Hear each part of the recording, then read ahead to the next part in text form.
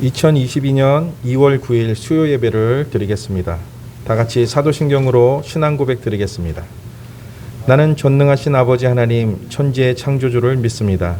나는 그의 유일하신 아들 우리 주 예수 그리스도를 믿습니다. 그는 성령으로 잉태되어 동정녀 마리아에게서 나시고 본디오 빌라도에게 고난을 받아 십자가에 못 박혀 죽으시고 장사된 지 사흘 만에 죽은 자 가운데서 다시 살아나셨으며 하늘에 오르시어 전능하신 아버지 하나님 우편에 앉아 계시다가 거기로부터 살아있는 자와 죽은 자를 심판하러 오십니다. 나는 성령을 믿으며 거룩한 공교회와 성도의 교제와 죄를 용서받는 것과 몸의 부활과 영생을 믿습니다. 아멘. 찬송가 342장 드리겠습니다.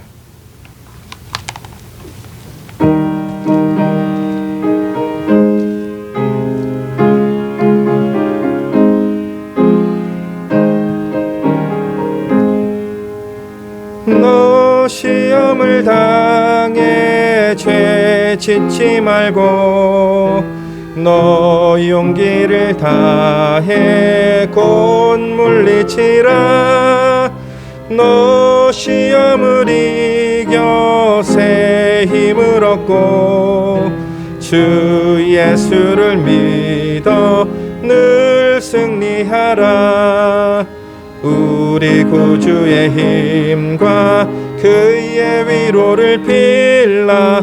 주님 내 편에 서서 항상 도우시리. 내 친구를 삼가 잘 선택하고 너행을 삼가 늘 조심하라.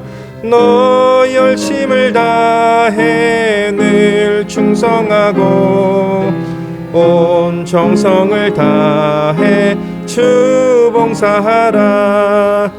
우리 구주의 힘과 그의 위로를 빌라. 주님 내 편에 서서 항상 도우시리. 잘 이기는 자는 상 받으리니 너 낙심치 말고 늘 전진하라. 내 구세주 예수 힘 주시리니 주 예수를 믿어 늘 승리하라. 우리 구주의 힘과 그의 위로를 빌라. 주님 내 편에 서서 항상 도우시리. 이 시간 우리를 대표해서 육수남 권사님께서 기도해 주시겠습니다.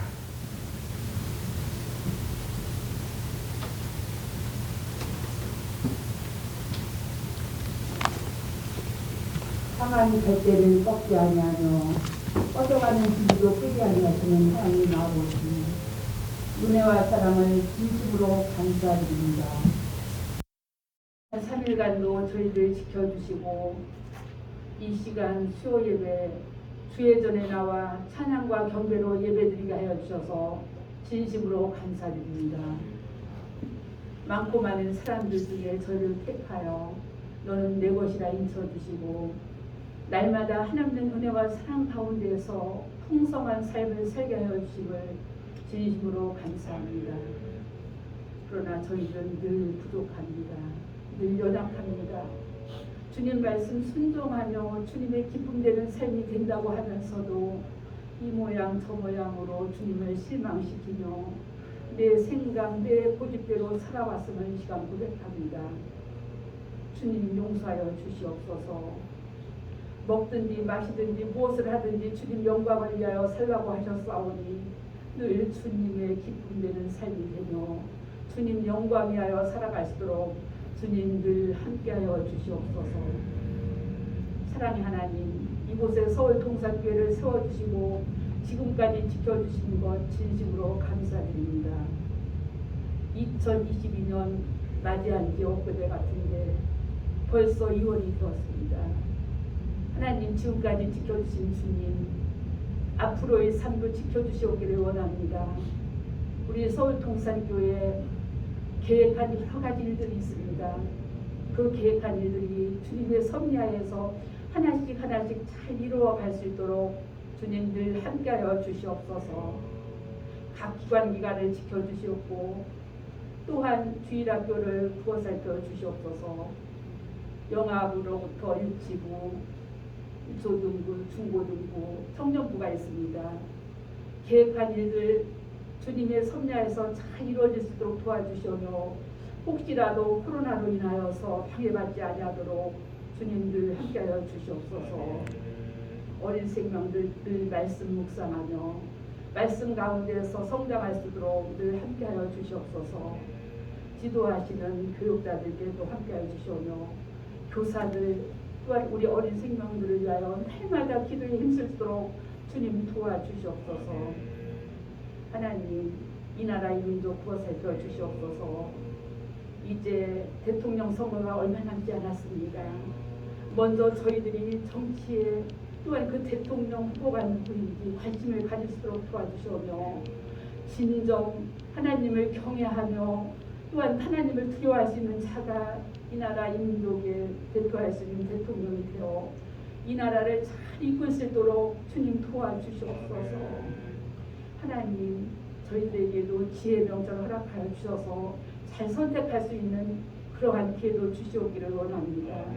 하나님 나라와 민족을 위하여 날마다 기도에 힘쓰도록 도와주시옵소서.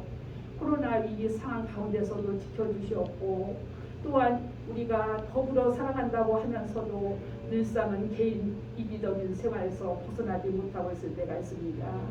하나님 혼자서 살 수 없다는 그런 마음가짐으로 늘 서로 더불어 서로 협력하며 살아가도록 주님 지켜주시옵소서. 하나님 지금 이 시간 병으로 인하여 고통받는 성도님들 계십니다. 주님께서 찾아가 주셔서 위로하여 주시옵고 그들이 치유함을 받고 외양간에서 나온 송아지처럼 뛰어놀 수 있도록 주님 함께하여 주시옵소서. 요 하나님 아버지 이 시간 또 말씀을 들고 다니에 목사님 세워주심을 진심으로 감사드립니다. 그 말씀을 증거할 때 저희들 아멘으로 화답할 수 있도록 도와주시옵소서.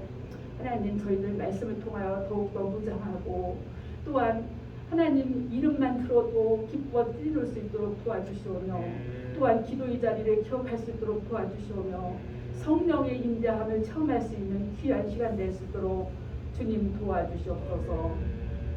이 모든 말씀 예수님 이름으로 감사하며 기도드립니다. 아멘.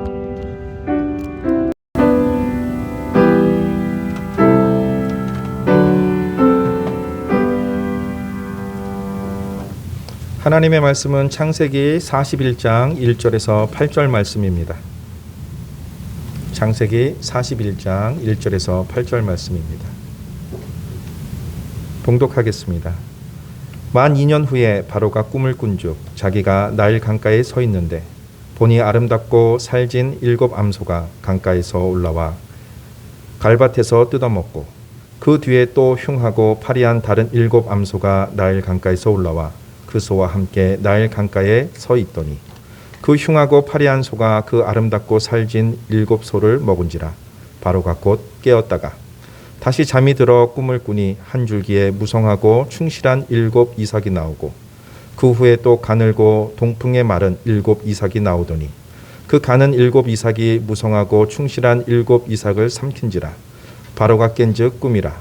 아침에 그의 마음이 번민하여 사람을 보내어 애굽의 점술가와 현인들을 모두 불러 그들에게 그의 꿈을 말하였으나 그것을 바로에게 해석하는 자가 없었더라.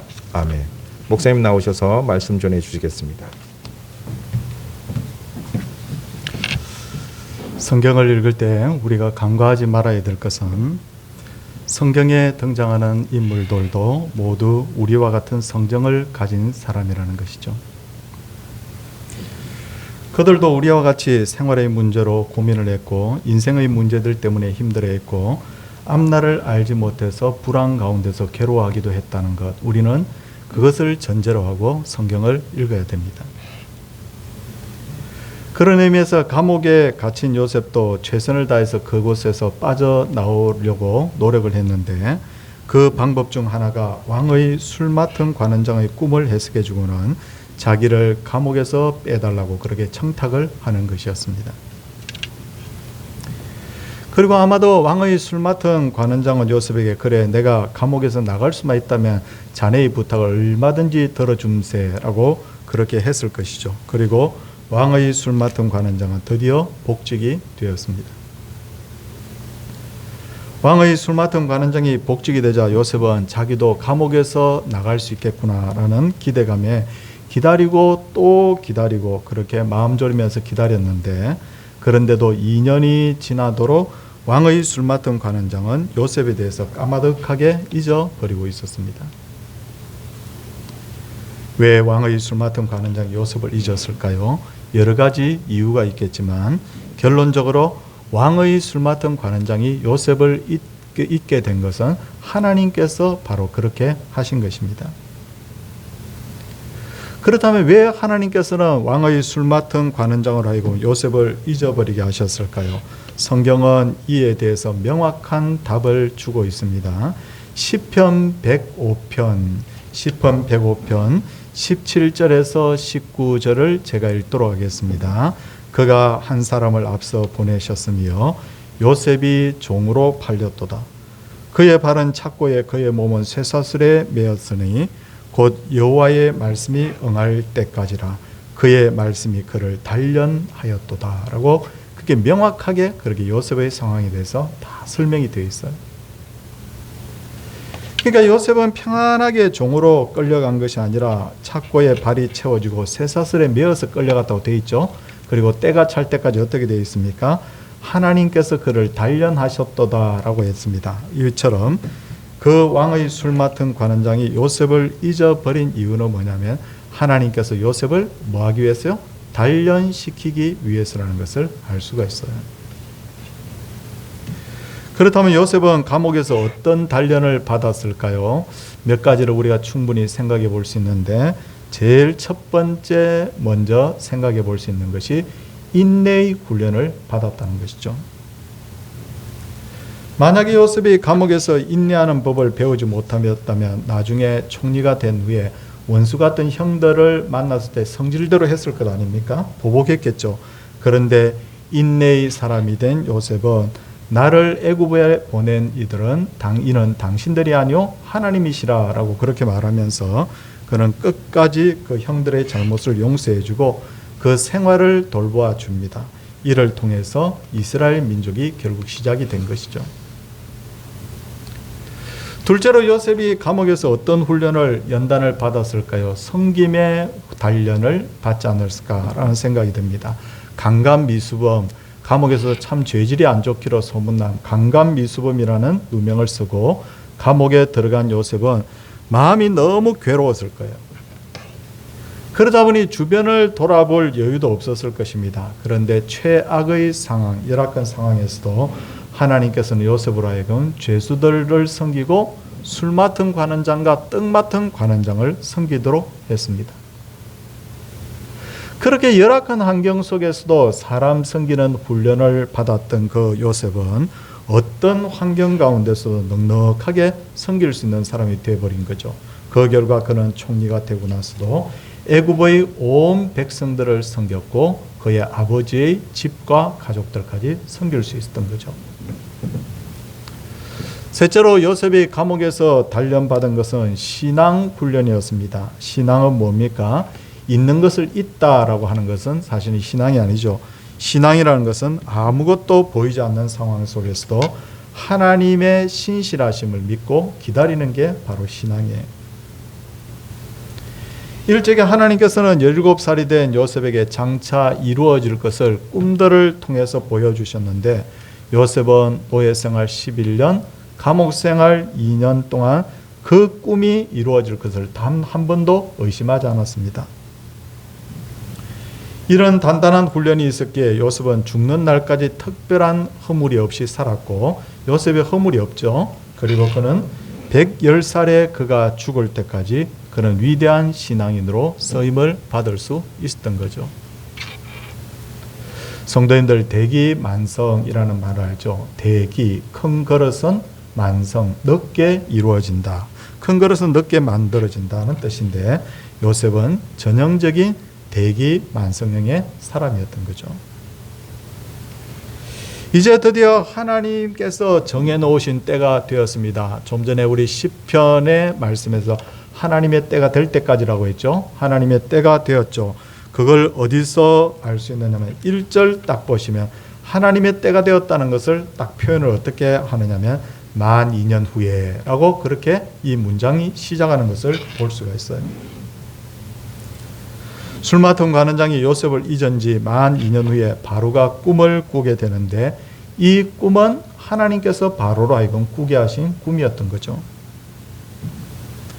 첫 번째 꿈의 내용은 아름답고 살진 7 암소가 흉하고 파리한 다른 7 암소를 잡아먹는다라는 내용이었고, 두 번째 꿈의 내용은 무성하고 충실한 7 이삭이 동풍에 마른 7 이삭을 삼켰다라는 바로 그런 꿈의 내용이었어요.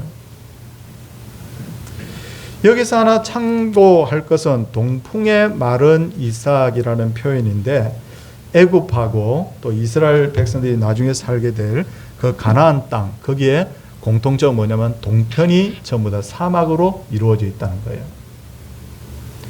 그러면 사막에서 불어오는 바람은, 동쪽에서 불어오는 바람은 어떤 바람이냐? 그 바람은 아주 뜨겁고 그쪽에는 물이 없기 때문에 건조한 바람이죠. 그러니까 거기서 바람이 불어오면 결국 모든 농작물을 싹 말라 죽여버리는 거예요. 그래서 가나안 사람들과 애굽 사람들은 동편 바람, 동풍을 바로 재앙의 바람으로 여겼다고 합니다.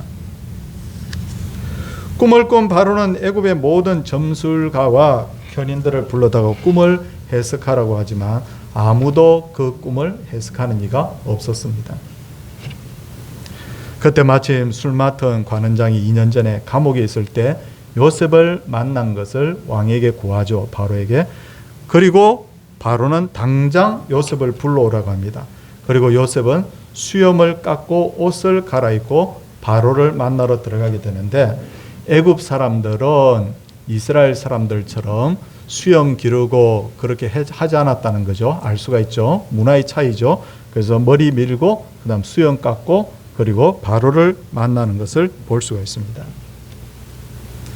이제 15절을 보시면 바로가 요셉에게 이르되 내가 한 꿈을 꾸었으나 그것을 해석하는 자가 없더니 들은즉 너는 꿈을 들으면 능히 푼다 하더라 라고 그렇게 말합니다. 그죠? 너 꿈 잘 해석하는 줄 내가 들었어 라고 그렇게 하는 거죠.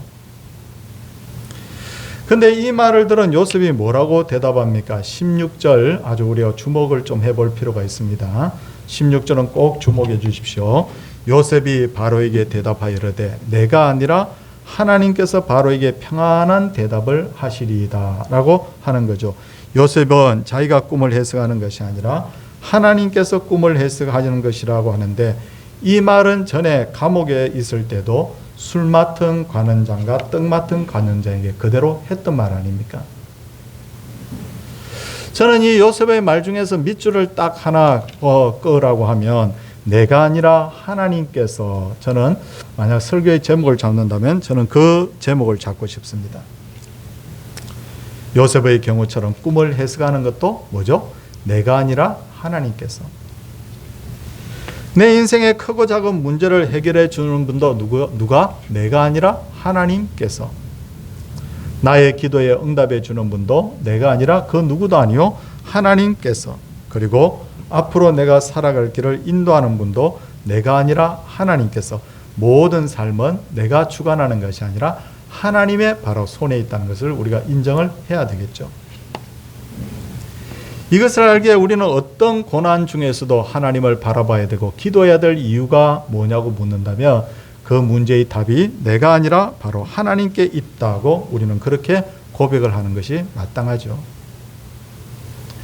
이제 요셉은 바로의 꿈을 해석하는데, 꿈의 의미는 앞으로 7년간 대풍년이 있을 것이고 그 풍년이 끝나면 이어서 7년간의 대흉년이 있을 것이라는 겁니다.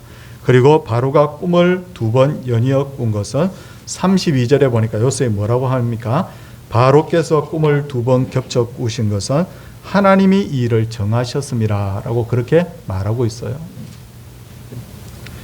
그리고 요셉은 이어서 대안까지 다 내놓습니다. 34절 35절 보시면 바로께서는 이같이 행하사 나라 안에 감독관을 두어 그 7해 풍년에 애굽 땅의 5분의 1을 거두되 그들로 장차 올 풍년의 모든 곡물을 거두고 그 곡물을 바로의 손에 들려 양식을 위하여 각 성읍에 쌓아두게 하소서라고 하는 거예요.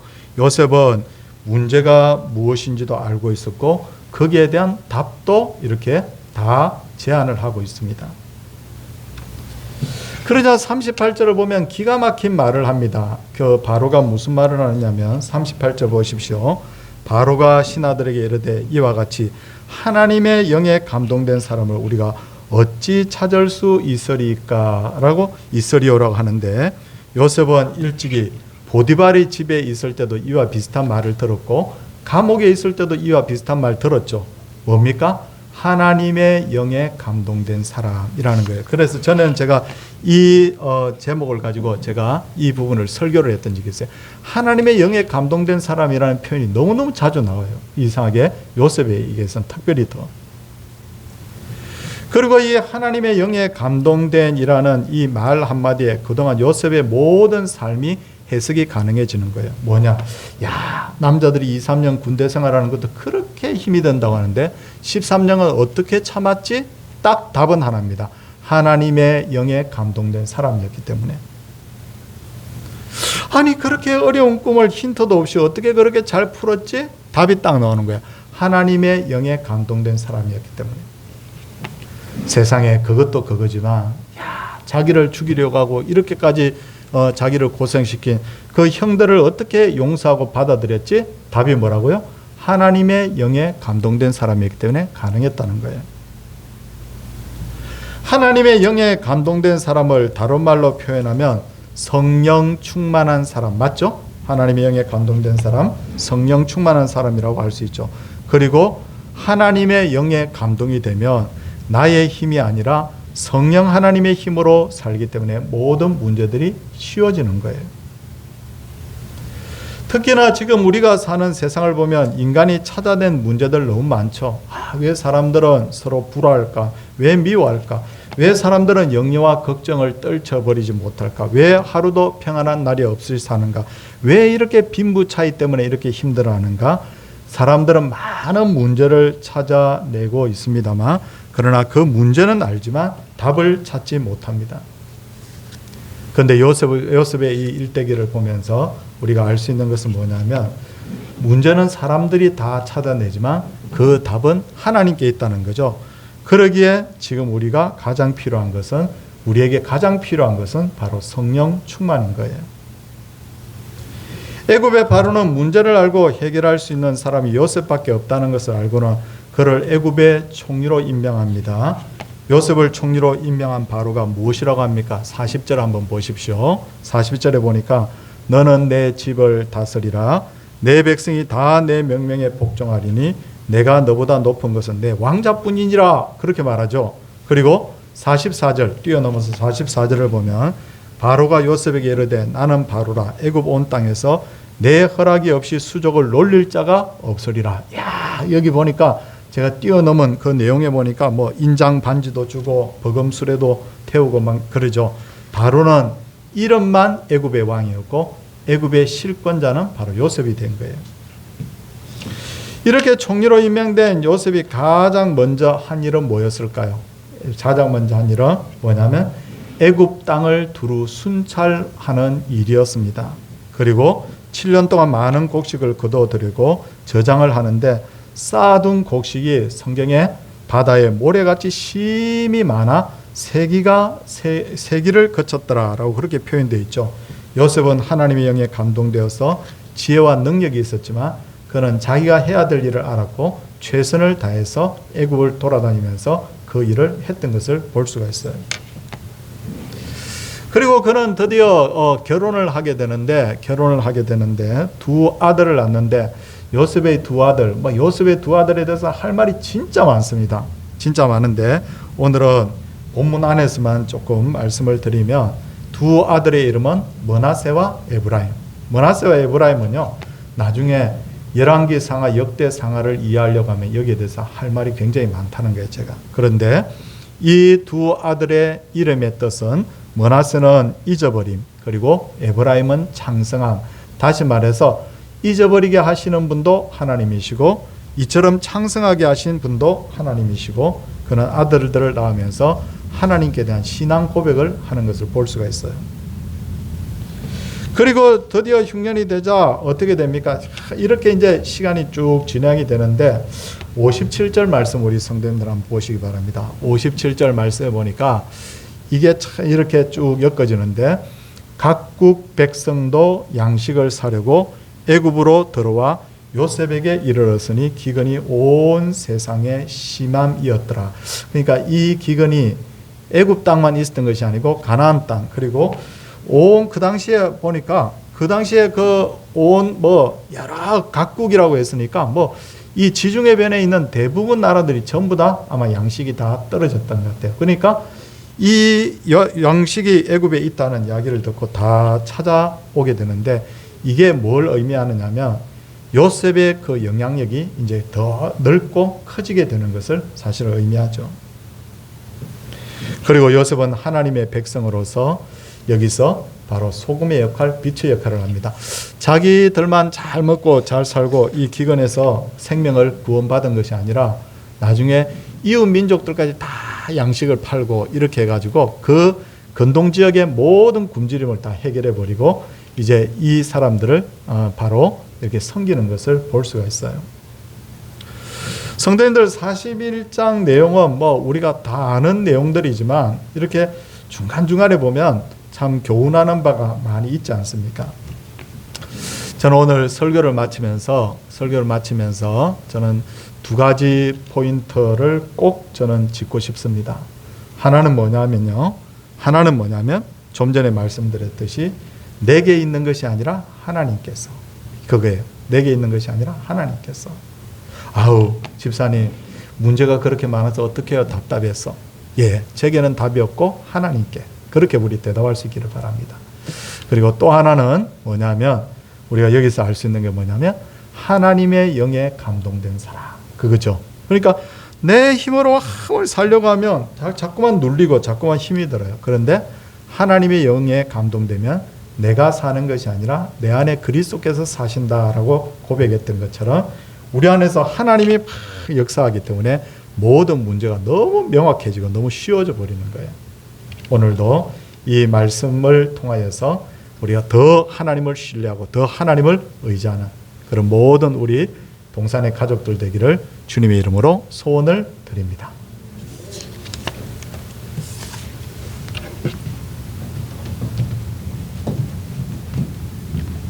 찬송가 384장 드리겠습니다. 찬송 후에 목사님 축도해 주시겠습니다.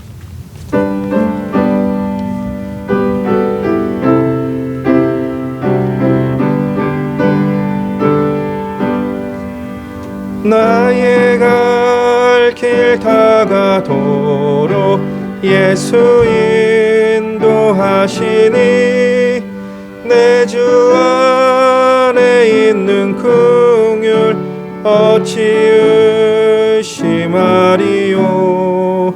믿음으로 사는 자는 하늘 위로 받겠네.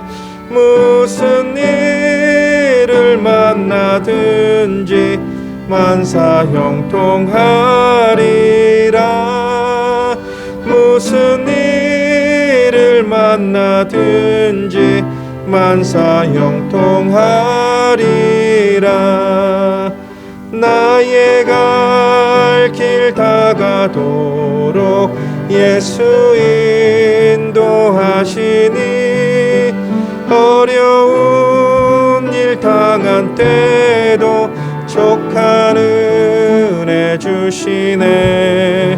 나는 심히 고단하고 영혼 매우 가라나. 나의 허패 반석에서 샘물 나게 하시네.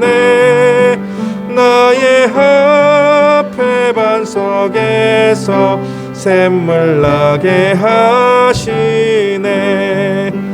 나의 갈 길 다가도록 예수 인도하시니 그의 사랑 어찌 큰지 말로 알 수 없도다. 성령 감화 받은 영혼 하늘 날아갈 때에 영영 부를 나의 찬송 예수 인도하셨네. 영영 부를 나의 찬송 예수 인도하셨네. 아멘.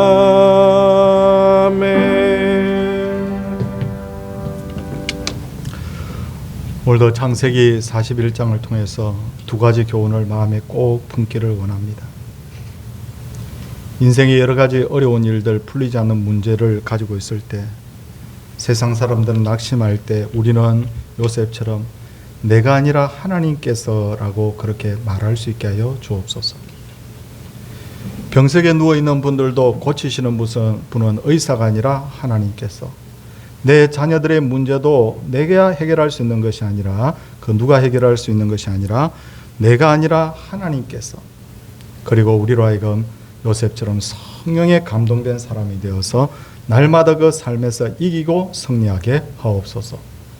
주 예수 그리스도의 은혜와 하나님의 사랑과 성령의 감화 교통하심의 역사가 주의 백성들 위해 이제로부터 영원토록 함께 있을지어다. 아멘.